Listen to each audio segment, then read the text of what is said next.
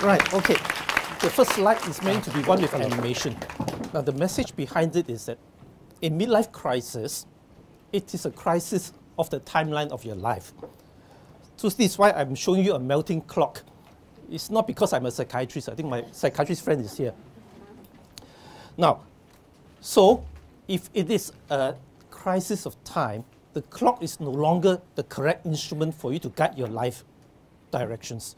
You need a compass. That's basically the message of the entire talk, which I'm going to give. Now, I'll start off by telling you what our concept of midlife is. To start off, I'll tell you a personal story.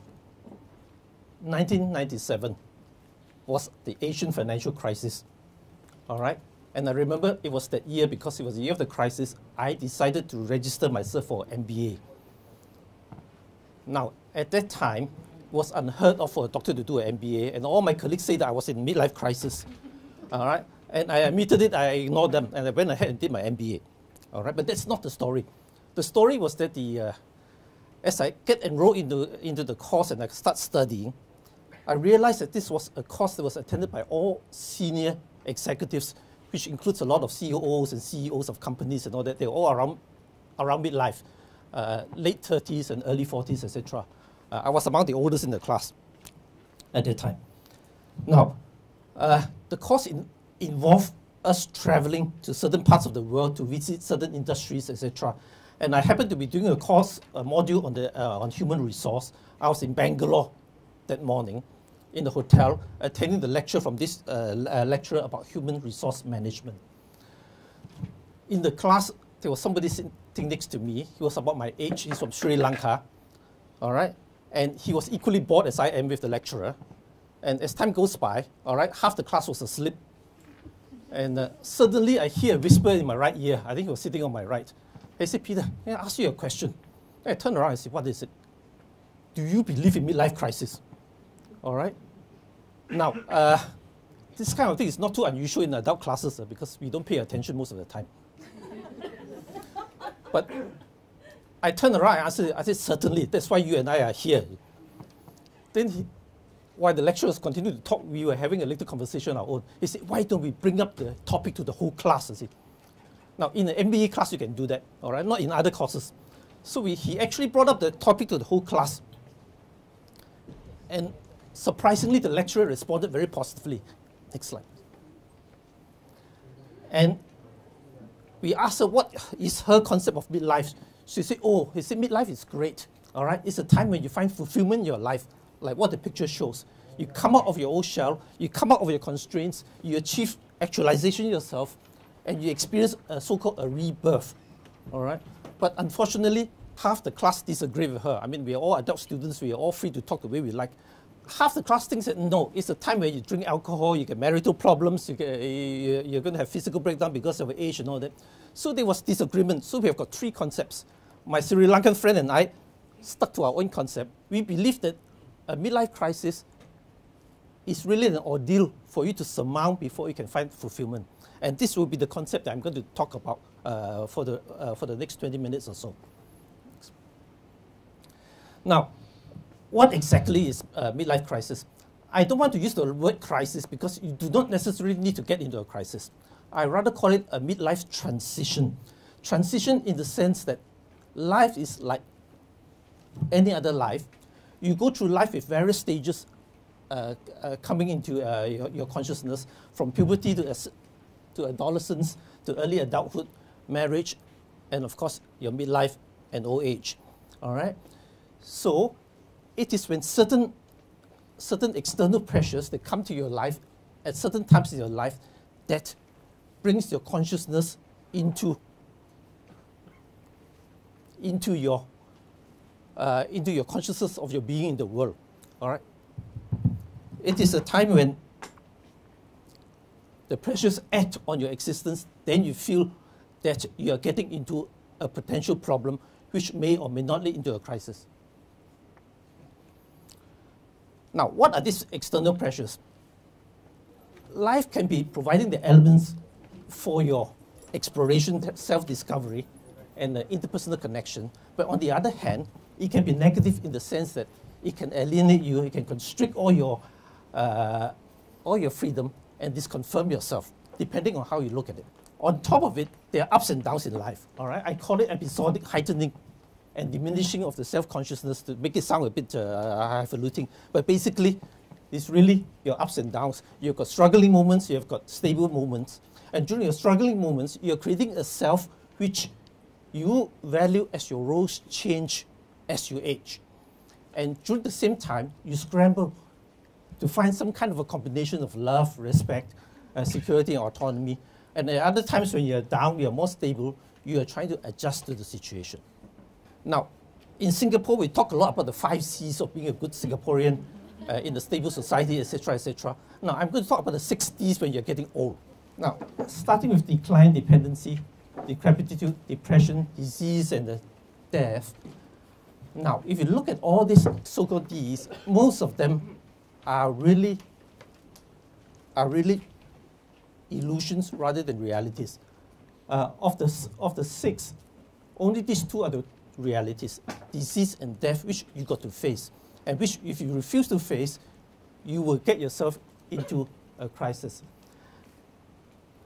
Now, what do I mean by realities? Decline is really an illusion, all right?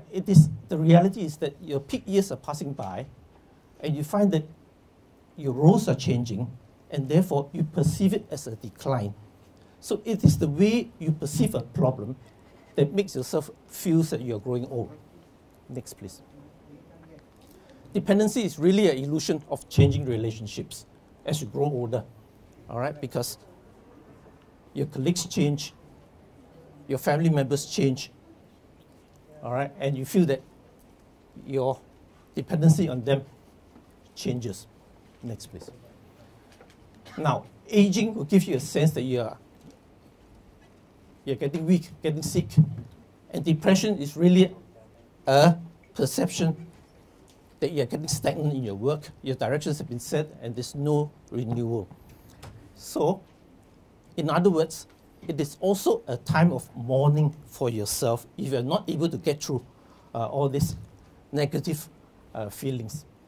All right? So it's a time of mourning because you're struggling to relinquish the old, you're trying to connect with the new, but then you grieve over things that have got meaning for you, but which you are not getting back anymore. And at the same time, there are natural occurrences. Your parents are aging, your children are leaving you, you may be losing your youth, your health, all right, and your long cherished images may not be what you're getting. So in other words, you have to learn to let go, all right? It's about letting go. Now, letting go is a very difficult process, but if you do it wisely, you do it nicely, it can start off an emotional process which eventually can turn out transformative, all right? And the transformative process can move you on in life. And that will be the advantage of letting go. But you'll find that you need time to adapt. And initially, there's always a period of denial. Now, added to the picture is that when you have both emotional and physical reactions to your aging process, you will have a lot of symptoms. You can't sleep, you can't eat, all right? You feel nauseated, you feel body aches, and you feel that you're just not yourself. These are problems that we face as doctors for patients who come in with a lot of vague symptoms, when actually what they have is just a midlife crisis. Now, added to this, you will have waves of sadness, up and down, depending on whether the individual focus on the hope or focus on the change, or whether you focus on the solution or whether you focus on people to blame. Right, now, there's another way to describe your midlife transition. It's a type of self-question. Why? Because at this time of your life, your self-beliefs, your values change. And you begin to ask yourself certain questions. Now, what makes me happy at this stage of my life? All right? What makes my life meaningful? And what legacy do I want to leave behind? And how do I want to live the last years of my life happily to my satisfaction? And these are all questions that most, if not all of us, will ask eventually when we reach a certain age. The fifth way of describing it is that midlife transition is a journey. It is a journey for you to search for your own meaning. It's a journey for you to redefine your personality. And of course, most of all, it's a journey for you to grow yourself spiritually. Now, having said all this, why are all these things not said 30, 40 years ago in our father's generation? And that's because I think society has changed, life has changed, and the whole social structure has changed, and our lifespan has changed. All right? In the generation before us, in my father's generation, for instance, those days the lifespan was only about 60, and life was structured such that it's very simple. All right? In blocks of 20s, in the first 20 years, you learn. In the next 20 years, you work for the family, and in the last 20 years, you start declining and prepare for yourself to end your life. So midlife was around 30 to 40 in those days. But today, I think the structure of society has changed. Our lifespan is longer. So instead of having just 3 blocks, we have got the 4th block here. All right? And that's for a block for creative living, I call it. And why is it different? Because of the extended lifespan, all right, your so-called midlife period has changed from 40 to 40 plus 50. And we are also undergoing a very rapid, unpredictable social change. And that makes life both interesting as well as challenging. Next, please. So when you enter midlife, it's really like giving a second chance to grow a crop, because you have been faced with unforeseen circumstances that you have got another growing season that's available to you. All right, and that's how you should look at midlife. Next, please. Now, what does all this mean in terms of graphical representation? When you talk about growth, all right, all growth, whether it's biological or social in phenomenon, will follow a sigmoidal curve. And if you look at this curve, initially, the first part of the curve is always a learning curve whereby you slow down in your growth. And once you have learned what you need to learn, you rapidly grow in terms of your physical stature, in terms of your wisdom, in terms of knowledge, in terms of your social assets, etc. And you reach a peak at midlife. And thereafter, you have a tendency to decline. And that's the period that you are supposed to accommodate, and you are supposed to operate at a reduced level. Now, but my message to you is that you need not follow this curve alone. There's a second curve that you can create for yourself. All right? You can jump the curve.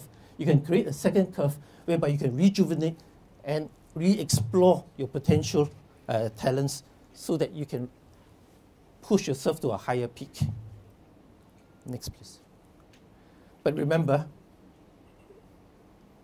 it is not always easy, because in the process of creating a second curve, there's this area of intersection, which is an area of creative tension as well. And I'm going to talk more about this in a minute. Next, please. Now, how are you going to jump the curve?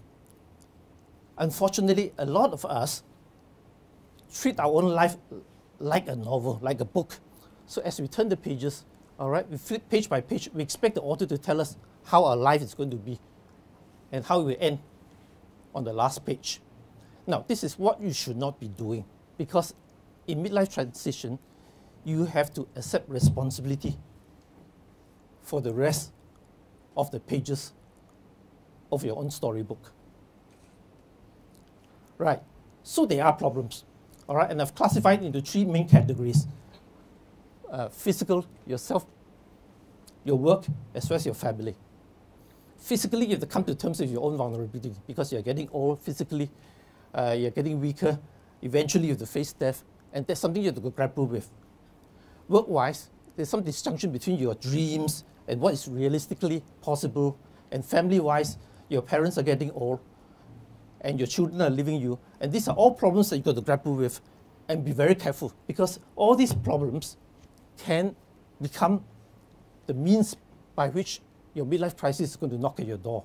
It can translate into a sense of the shift in time. It can be a sense of loss. It can be a sense of burden, etc. But these are things that you do not want them to to disrupt your life.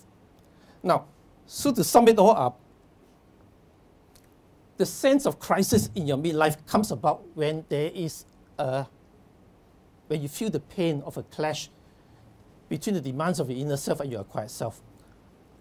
By the way, I'm not talking about split personality, please. This is a different psychiatric problem.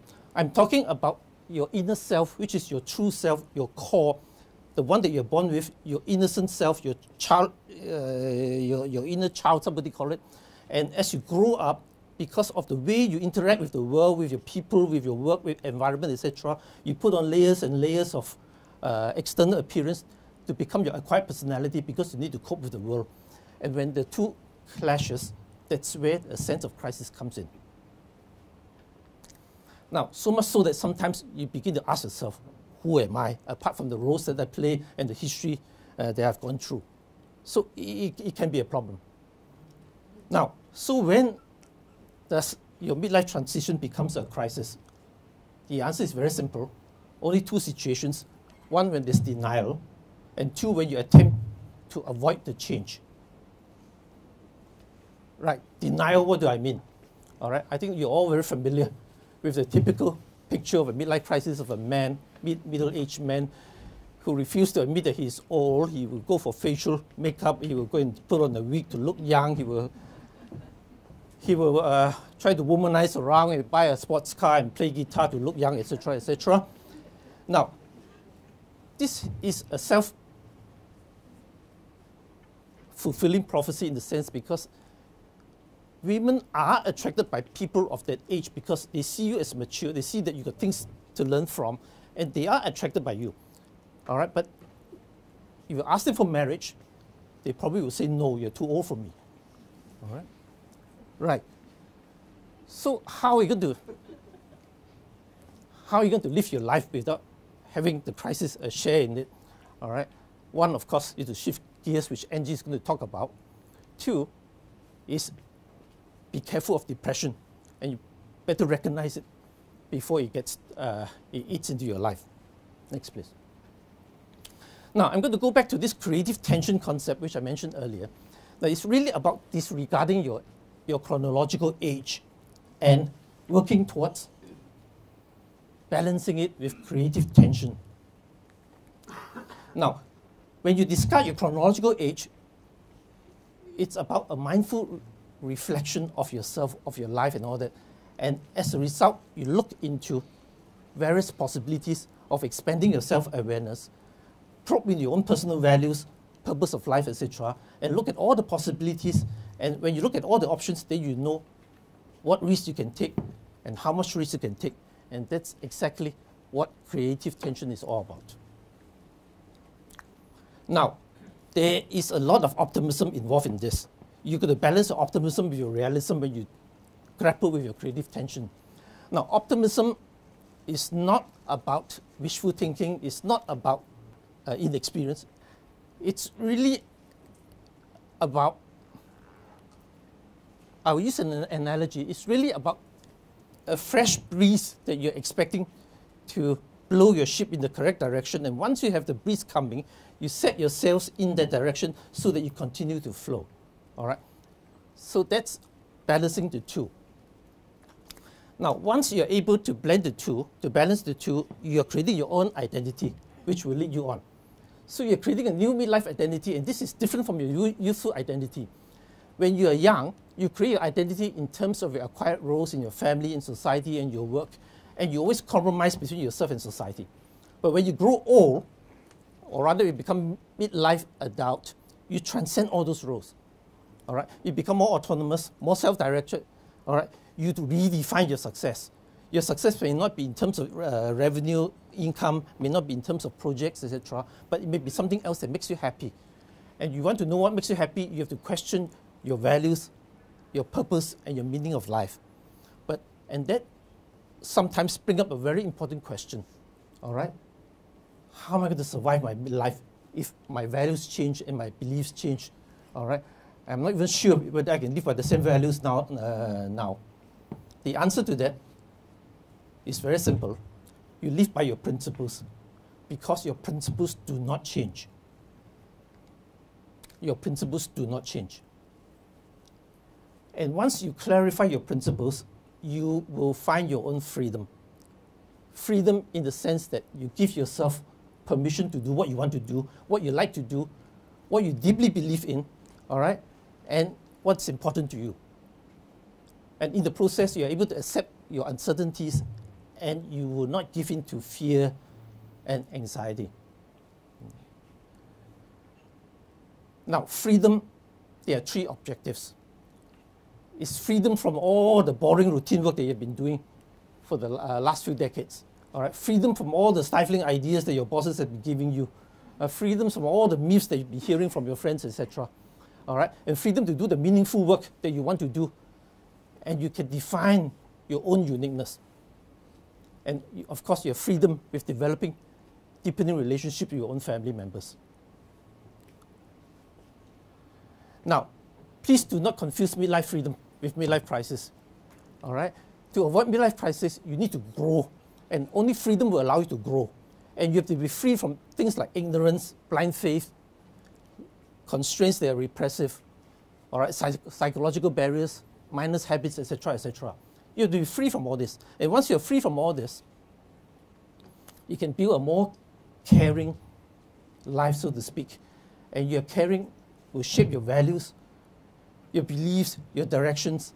And when you restructure your caring, all right, you will start listening to your own dreams, your own heart, and you focus on your self-actualization, and you focus on other people's needs.